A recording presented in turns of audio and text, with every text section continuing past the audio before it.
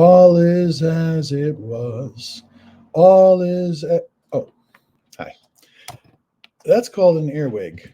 That's was from this movie Lord of Misrule that I'm going to talk about. That's on Hulu, and that is a chant that is sung a lot towards the end of it, and it doesn't get out of your head. Um, all is okay. I'll stop that. The movie is directed by William Brent Bell, who directed sort of these, like The Boy and Brahms, The Boy 2 and Orphan 2, Orphan Kill 2. These sort of, lower, under the radar horror films that aren't fantastic and they're not terrible. They're good watches on streaming, and I think this one fits right in there. Actually, a little bit better than the other ones in my estimation. This movie stars Tuppence Middleton, who I've never seen before, but I think she was in Downton Abbey, which I didn't watch too many of those episodes. And Ralph Ineson, who's got this deep, dark voice that's just really sort of gravelly. He was in The First Omen. He played a priest that was trying to, if you remember, if you haven't seen the movie, you should, trying to warn the main character about what's going on there in Italy. But this is a film that really follows that British folk horror very closely to The Wicker Man. And I'm okay with that because I love The Wicker Man. There are a lot of,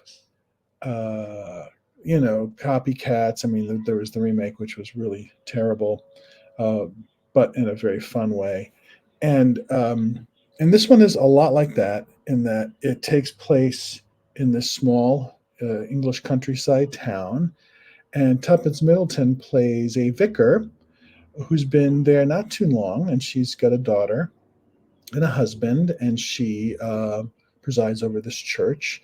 And the townspeople care for her. It's a very lovely place to grow up. Um, but they do this thing called a harvest festival, and that's never good, is it?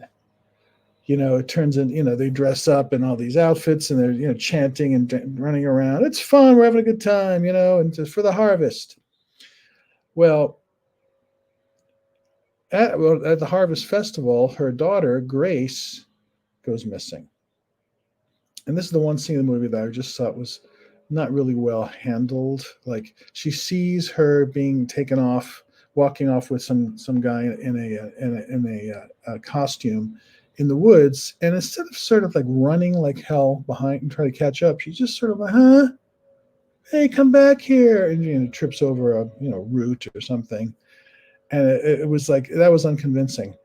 But she does. But what happens? The movie sort of finds its footing and actually gets a lot better because you start feeling like her and her husband are trying to find her daughter, and the rest of the townspeople aren't. Police that are kind of helping, but not really. They're sort of acting strange, like happy about it. And that's always, I love that kind of stuff. I love when you're like, what's going on in this town? And why aren't they more seriously going after my daughter? And it goes from there, and it turns into this. I don't know if it's a pagan cult or whatever. They go. There's this god that they're praying to have a good harvest, and you have to sort of sacrifice somebody, and in this case, it's her daughter. It has a great middle third. I would say the first 15 minutes. I would say the first two thirds are really good. It sort of falls apart at the end, and it doesn't know how to come up with a satisfying ending. The ending is just sort of like, huh? But this is one of those films I never heard of that just was all of a sudden on Hulu. And those are the movies I love, the movies I know nothing about and just get into it. And I can forgive its downfalls here and there because the Middleton and Innocent are great in this. They really carry the film as the mother slash vicar trying to find her daughter, and Ralph Ineson who plays sort of the evil leader, the guy in town who also lost his son many years ago to the same thing, the Harvest Festival. If you're in the mood for British folk horror, and I always am, and I know none of these films will ever match Robin Hardy's The Wicker Man. I get that. But if you can come with them and be in the same sort of range as that, I'm in.